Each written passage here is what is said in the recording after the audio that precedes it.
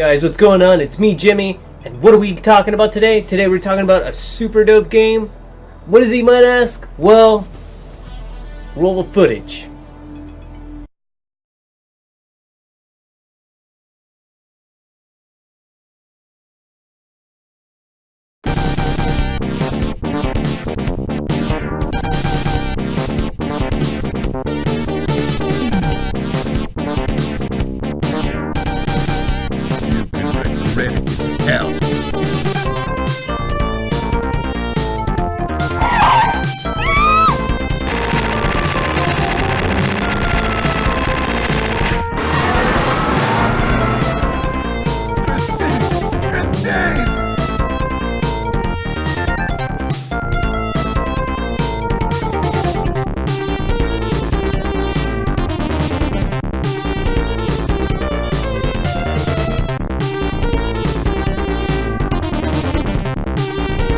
As you saw in the intro, we play as 4 men.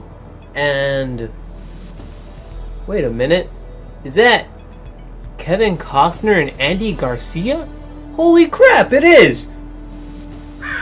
Well, I guess you play as Kevin Costner and Andy Garcia and company against your fight against Marlon Brando? Marlon Brando's in this too? Alright, I mean, shoot. Why not, right? And as the game puts it, you fight in a big city. In a big city somewhere, I mean. Which, come on guys. Come on. We all know this is obviously New York. One of the levels is literally a shootout in Grand Central Park. I mean, really? Obviously New York, guys, come on. And as we can see, obviously in the intro, this game borrows very, very heavily from a lot of noir films, and it borrows really heavily from The Untouchables and The Godfather. I mean, you can't really pull a fast one on us, Taito. Taito Films. Hands in the air. So as we can see, the film's noir aesthetic works extremely well for this game. It works damn fine. Plus, dude, that soundtrack by Zuntata definitely does not hurt at all. Plus, too, as we can see as well, this game is very, very beautifully animated. Like, extremely well animated. The details in the stages are absolutely gorgeous. Now, I know the stages are single screen. This does actually lead to a lot of stages being destructible, which works very well in the game's favor. Which essentially all the stages look like something out of Wild Guns, except, you know, set in the 1950s. This works extremely well,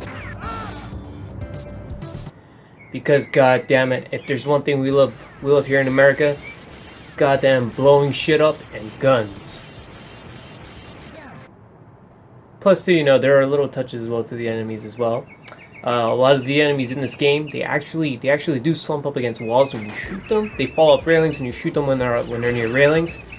It's little details like that absolutely make this game look so goddamn good. Just, you gotta love little touches like that in games, especially in this era.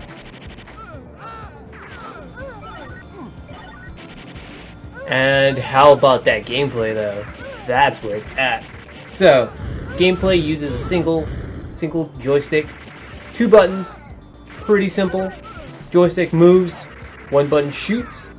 That extra button though is where the gameplay really comes in. So that extra button, if you're not moving but you're standing still, you can duck, you can hit the deck for cover. Absolutely vital in a lot of scenes, especially when you go up against the end stage bosses, or you know, there's fucking bullets everywhere in this game. Because literally, once you get past stage 2, there are bullets everywhere, and I mean everywhere. But yeah, so pretty simple stuff, right? Also as well, when you're moving and you hit that second button, you actually roll. Your character jumps and does a roll. This is absolutely critical as well in the game, because while the game doesn't actually give you lives, the game does give you a life bar to balance it out. So your character is pretty fucking durable, and this is extremely helpful.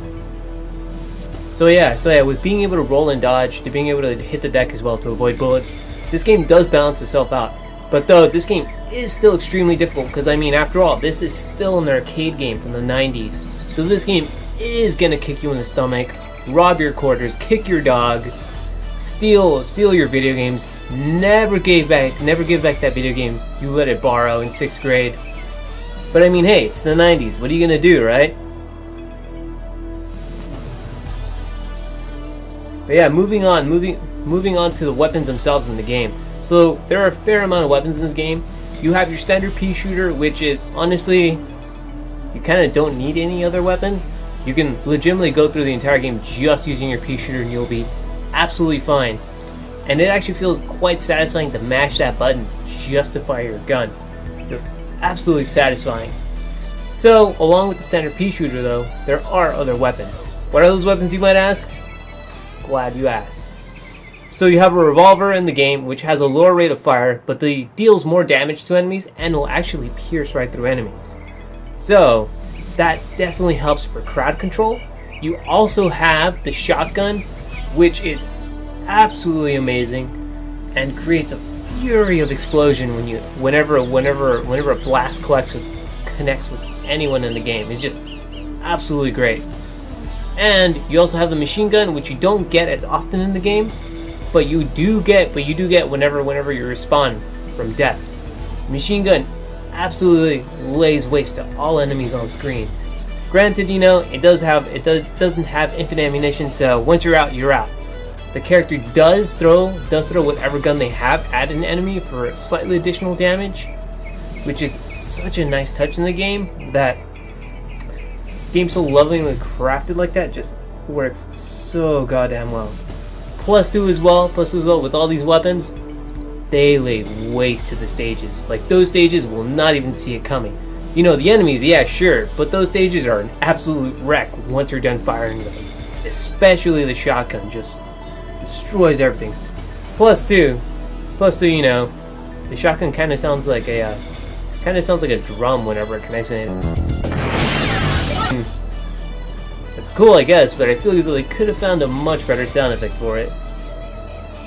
So with this game being an arcade game, that brings up length. How long is this goddamn game? This game actually isn't too long. It's about 30 minutes in length, so it essentially stays just the right perfect length. If you're really, really good, you can finish this game in about 24 minutes. I'm averaging right now about 27 minutes to 28 minutes to finish the game. And that's just because the final boss is kind of long. I mean, like, kind of like too long, the final stage. Because every stage that you start at in this game, you start with a specific set of enemies that you're supposed to kill. Specific number, I should say. So in stage 1, you have 30 enemies to kill. By the final stage in the game, you have 75 enemies to kill. Plus two, they also have some mid-bosses that spawn in too. So that kind of makes the game a little boring. It kind of drags on a bit. But I mean, granted, you know, this game still is pretty fun to play. Once you get past that final stage, though, you're done with the game, so you don't really have to worry with it. And that kind of leads to the bummer of this game, is that sure, yeah, you do see Marlon Brando at the beginning of the final stage, but you don't actually get to fight him at all in this game. In fact, you just kind of see him on screen for like all of like 3 seconds, and then once you finish the game, he's killed by someone else. Cool, revenge, right? Woo, revenge. I mean, that's pretty much it with this game. It's pretty fun. Honestly, if you were to ever see this game out in the wild, just, you know, in an arcade, I would honestly play it, drop a couple quarters in, have some fun. As I mentioned though, this game is pretty fucking difficult, even with the dodging and rolling, because sometimes you do end up rolling into fires as well in this game. It just kind of happens, you know. Kind of really can't control the duration of a jump and roll. It is what it is. But the game is extremely fun. I would say pick it up in the Taito Legends PS2 releases, but they weren't included in those releases, unfortunately. So you're just gonna have to go with emulation if you want to go that route in order to play this game. Which I know. Big E, right? Who cares though? Taito clearly doesn't care about this series anymore. Mainly because, you know, they have Kevin Costner and Andy Garcia in this game, so I'm pretty sure they might get sued out the ass for it. Yeah. Either way though, I definitely give this game a recommendation. So if you see it, if you're gonna play MAME, definitely play it. It's absolutely worth every single second you pump into this game. Until you get to the final stage where it kind of drags on a bit. Other than that though, I say play this game. Alright guys, this has been Jimmy. Remember guys, stay absolutely radical.